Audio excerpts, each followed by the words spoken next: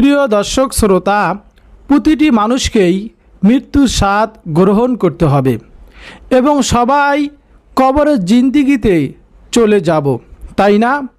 নবীজি সাল্লাল্লাহু আলাইহি ওয়াসাল্লাম বলেন, ও আমার উম্মতেরা শোনো, প্রতিটি মানুষের জন্য প্রথম ঘাঁটি হলো অন্ধকার কবর।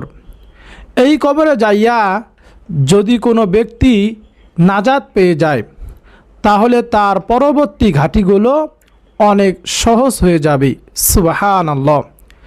আর যদি কেউ কবরের মধ্যে ধরা পড়ে যায়, পরবর্তী ঘাঁটিগুলো তার অনেক কঠিন হয়ে যাবে।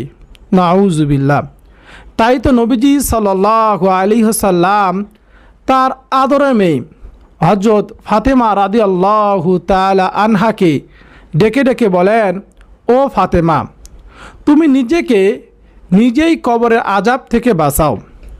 ও ফাতেমা, সেই কঠিন কবরের মধ্যে যাইয়া যদি তুমি এই পরিচয় দাও যে আমি নবীজি সাল্লাল্লাহু আলাইহি ওয়াসাল্লামের আদরের কন্যা।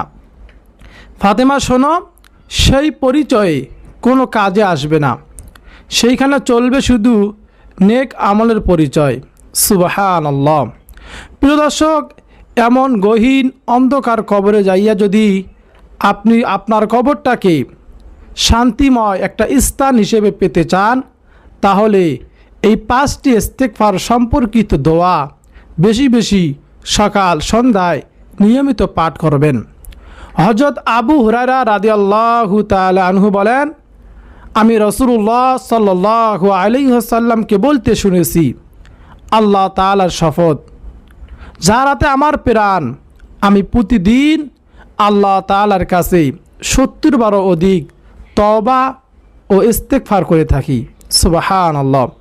প্রিয় দর্শক, যে নবীর কোনো গুনাহ নেই, একেবারে নিষ্পাপ মাসুম, সেই নবী যদি প্রত্যেক দিন 70 বারও অধিক তওবা ইস্তেগফার করতে পারে, আমাদের তো কোনো গুনাহের শেষ নেই। প্রতিটি সেকেন্ডে, প্রতিটি মুহূর্তে আমরা গুনাহের কাজ করে চলতেছি। তাহলে আমাদের প্রত্যেক দিন কত শতবার, হাজারবার তওবা ইস্তেগফার করা দরকার, একটু ভেবে দেখুন তো। প্রিয় দর্শক শ্রোতা, আল্লাহ সুবহানাহু ওয়া তাআলা যদি কবুল করে নেয় আপনার এই ইস্তেগফারকে, আপনার কবরটা নূরে নুরানি হয়ে যাবে। বলুন সুবহানাল্লাহ। আপনার জীবনের সমস্ত গুনাহ আল্লাহ সুবহানাহু ওয়া তাআলা মাফ করে দেবেন। সুবহানাল্লাহ। প্রিয় দর্শক, তাই শুধু নয়, আপনার অভাব অনটন দূর করে দেবেন। রোগ থাকলে আল্লাহ সুবহানাহু ওয়া তাআলা শিফা দান করবেন। হাদিসে এসেছে, কেউ যদি তওবা ইস্তেগফার নিয়মিত আমল করে, আল্লাহ সুবহানাহু ওয়া তাআলা তাকে এমন স্থান থেকে, এমন উৎস থেকে রিজিক দান করবেন সে কল্পনাও করতে পারবে না। বলুন সুবহানাল্লাহ।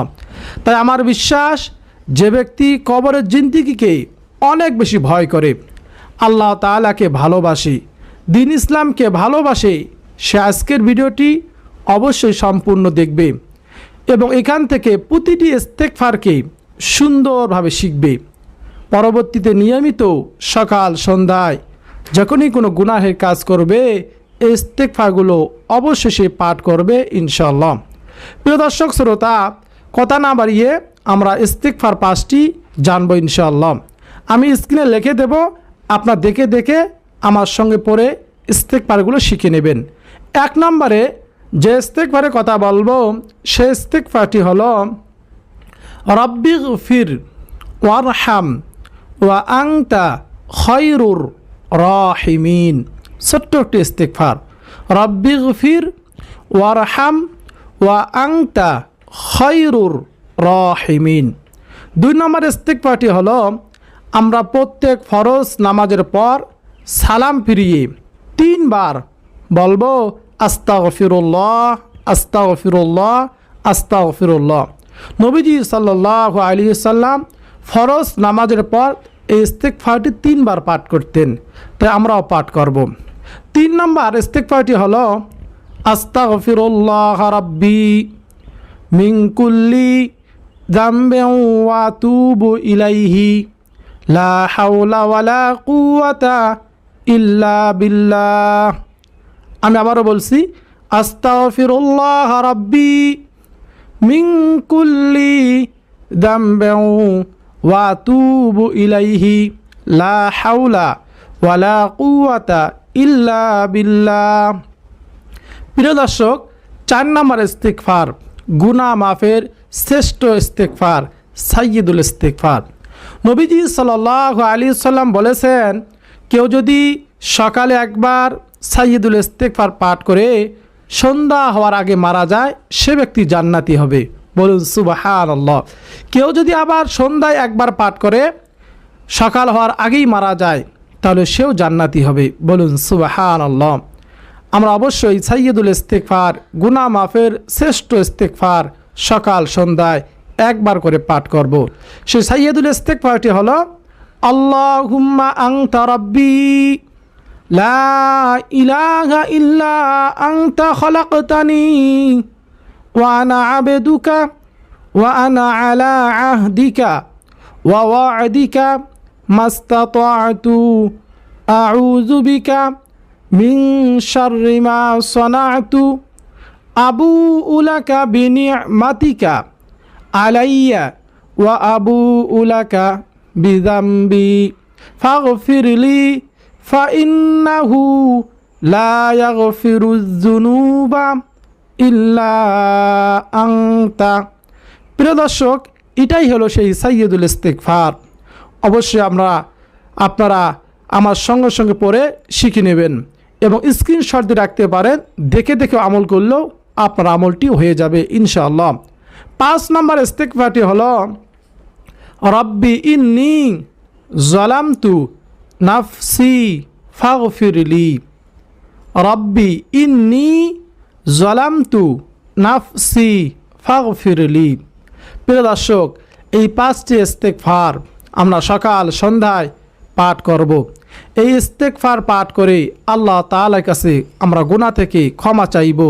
আমরা যদি নিয়মিত ইস্তিগফার আমল করতে পারি, ইনশাআল্লাহ আল্লাহ সুবহানাহু ওয়া তাআলা আমাদের জীবনের সমস্ত জানা অজানা, ইচ্ছাকৃত অনিচ্ছাকৃত সকল গুনাহ ক্ষমা করে দেবেন। বলুন সুবহানাল্লাহ। আমাদের অভাব অনটন দূর করে দেবেন, পেরেশানি টেনশন দুশ্চিন্তা দূর করে দেবেন। বলুন সুবহানাল্লাহ।